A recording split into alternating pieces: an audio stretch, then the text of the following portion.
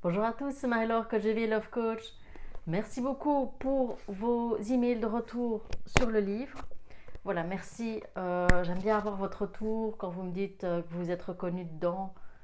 Voilà, franchement, merci à vous, merci de votre confiance et allez-y. Le meilleur vous attend. N'ayez pas peur. D'accord? Alors, je vais discuter d'une sensation qu'on a quand on recommence les rendez-vous. C'est une sensation que tout le monde n'a pas eue. En tout cas, moi, je l'ai eue et ça m'a fait vraiment peur. J'ai cru que je revenais en arrière. C'est la sensation de faire quelque chose d'interdit, quelque chose qu'on n'a pas droit, que notre place elle n'est pas là, que voilà, on fait quelque chose de grave. Vous voyez ce que je veux dire? Et c'est une sensation qu'on a quand on est par exemple en train de discuter avec quelqu'un, que cette personne nous plaît enfin, on ne trouve pas fade comme les autres ou sans rien, c'est tout. Excusez-moi, je n'ai pas beaucoup dormi. Et on est dans ce bar et tout d'un coup on a cette espèce d'angoisse de se dire oui mais si jamais le PN rentre, si jamais je vois des gens qui connaissent le ou la PN et qui vont raconter que je suis là en train de discuter avec quelqu'un. Vous voyez un petit peu cette sensation d'angoisse?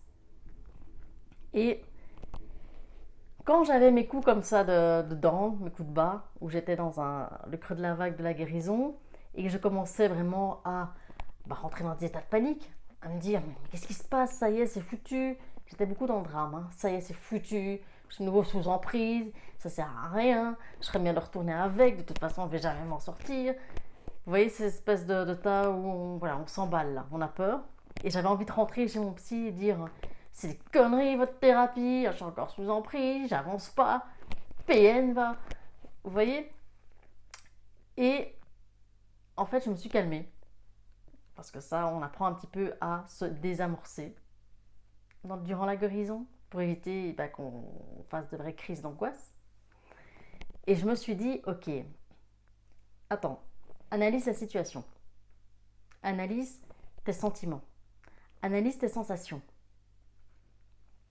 Et je me suis dit, ok, est-ce que c'est vraiment de l'emprise? Parce que tu as un stade de ta vie où tu sors de ta zone de confort sans demander l'avis des gens. Tu prends des décisions, tu te retrouves, tu te découvres, tu sais ce que tu veux pas, surtout ce que tu veux pas. Et voilà, tu avances. Tu avances dans ton indépendance. Tu es beaucoup plus indépendante qu'il y a encore quelques temps. Donc, est-ce que c'est encore de l'emprise? Et en fait, la réponse était le problème, c'était pas l'emprise. Le problème, pourquoi j'étais aussi mal, c'était ma loyauté.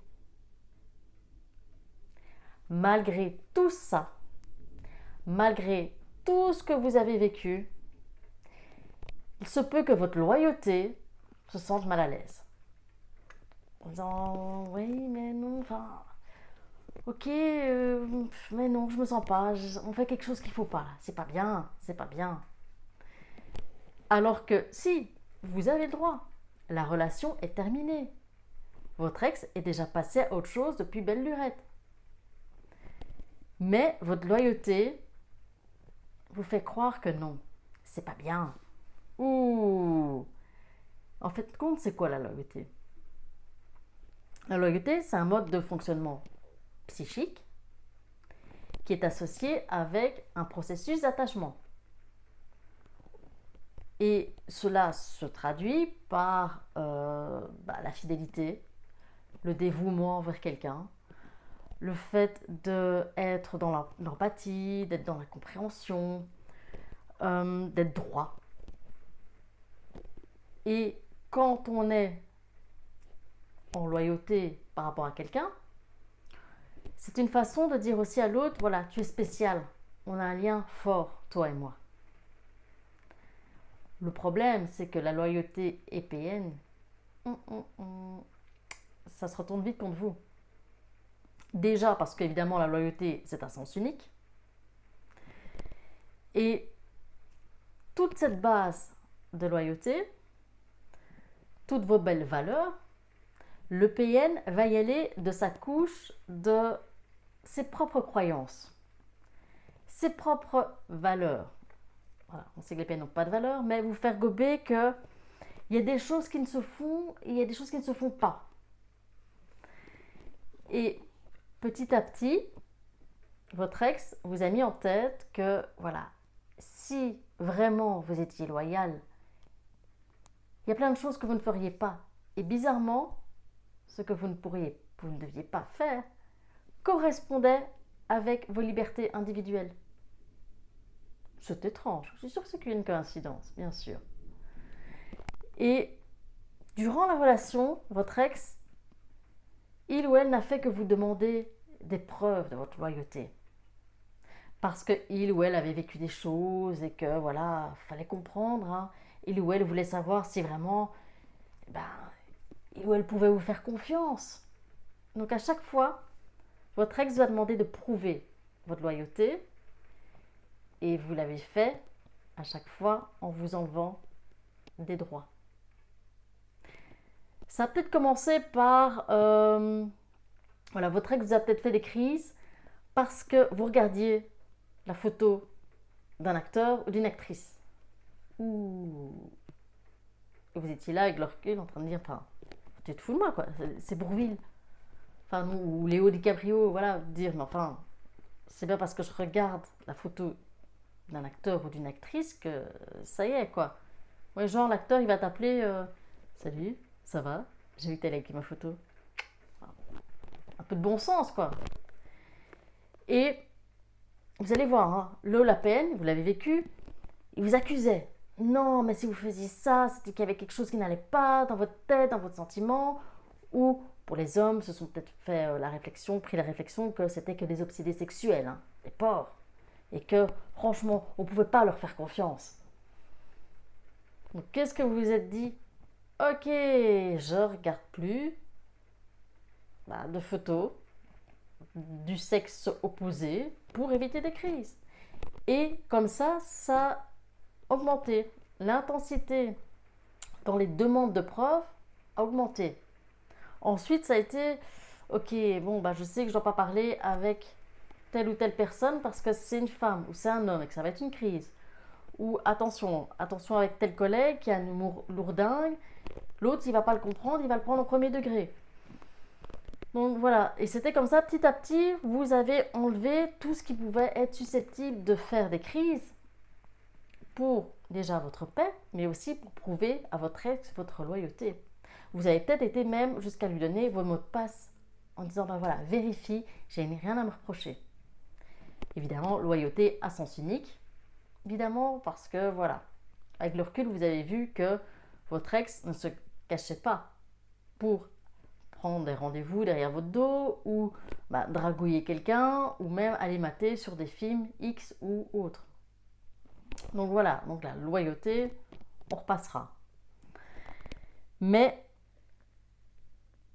donc vous avez été conditionné à ça. À chaque fois prouver votre loyauté, à chaque fois que ce que vous faisiez par rapport au sexe opposé ou même le plaisir que vous pourriez avoir, c'était pas bien.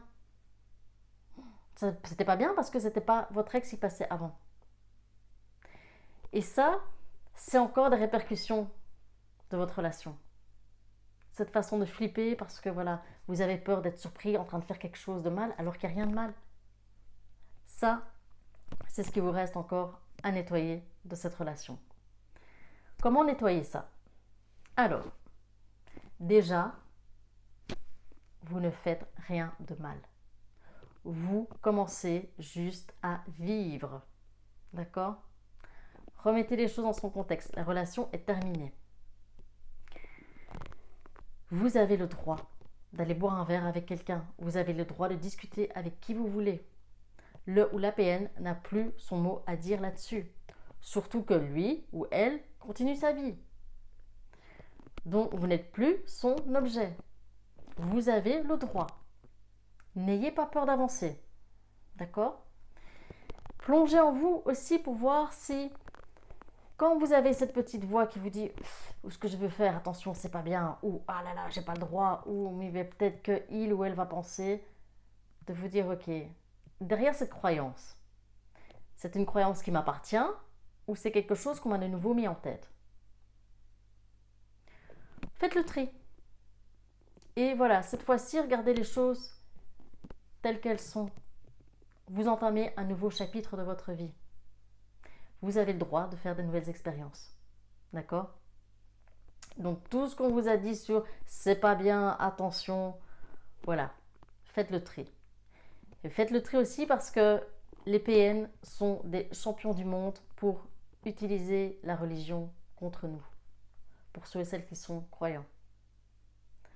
Vous avez peut-être eu des réflexions de PN de votre ex qui vous disait ah tiens, tu dis que tu es pratiquant ou pratiquante, mais regarde, tu fais ça, c'est pas vrai, tu peux pas, c'est interdit. Alors que non, c'est pas vrai. Donc faites le tri aussi entre ce que le PN vous a dit et la réalité des choses. Votre réalité et vos valeurs et votre volonté de vivre. D'accord? Concernant le livre, oui, j'ai eu des messages aussi que sur certains sites, il est en rupture de stock. Je pense que maintenant c'est réglé. Voilà, mais honnêtement, je ne comprends pas comment ça se passe, les stocks, pas stocks, voilà, je ne comprends rien. Donc voilà, je pense que maintenant il est disponible à peu près partout. Donc voilà, désolé, mais voilà, je sais pas comment ça fonctionne, tout ce qui est réassort et compagnie, donc dans les commandes en ligne. D'accord? Mais accrochez-vous, n'oubliez pas, vous n'êtes pas seul, ce que vous ressentez est tout à fait normal. D'accord? Courage à vous, à bientôt!